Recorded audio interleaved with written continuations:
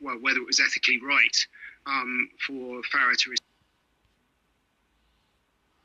Anti-doping closed an investigation into medical documentation which it alleged had been forged, but there's been no sort of outcome onto how it proved that documentation was forged. So there are questions that surround Farah now, unfortunately, because of this. But like I say, he hasn't broken any rules, and there's no evidence he's cheated. Indeed. Andy Brown from the Sports Integrity Initiative. Thanks for coming on. Great to get your take here today on that story. Thank you very much.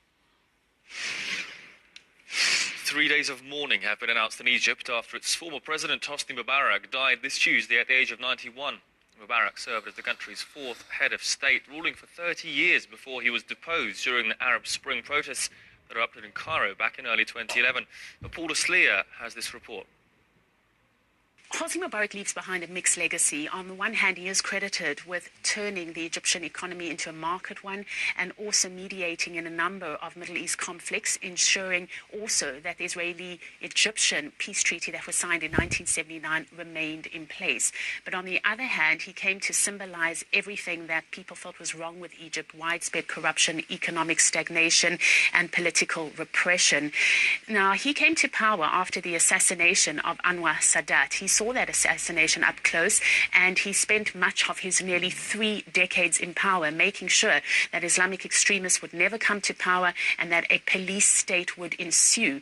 Now, we felt some of that heavy-handedness when I reported from Tahrir Square in the early part of 2011. Myself and the other journalists often felt the brunt of tear gas that was sprayed at us, and there's sometimes 1 million protesters who came out to the streets. At the same time, I would often have a laser beam shining into my face. I remember asking some of the protesters what they felt would be the legacy of Mubarak, and they said that he had managed to unite Egyptians, ironically unite them against his own leadership. There are hundreds of thousands of people who are still arriving here in Tahrir Square. As you can see, many of them heeding the call for a million-man occupation. People's voices here are loud, but they're being drowned out by F-16s and MiG-21s flying overhead. Mubarak is not going down without a fight. Mubarak was forced to resign, and that resignation was welcomed by Washington, despite the fact that for the better part of 3 decades, he had been a close ally of the United States. Interestingly, in 2011, in the year that he resigned, Washington gave something like more than $1 billion in military aid to Egypt. Now, Mubarak was replaced by Morsi of the Muslim Brotherhood, who proved to be more unpopular and leave Egypt in a situation that was even more unstable than it had been before.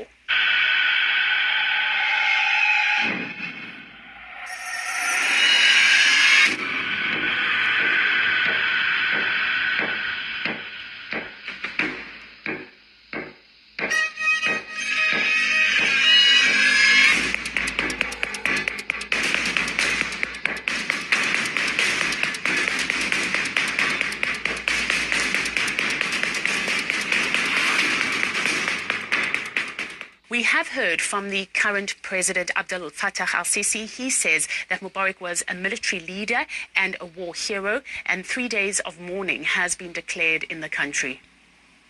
Well, we spoke to Del Darwish earlier. He's the political editor of the Middle East magazine. He shared with us his recollections of meeting Hosni Mubarak.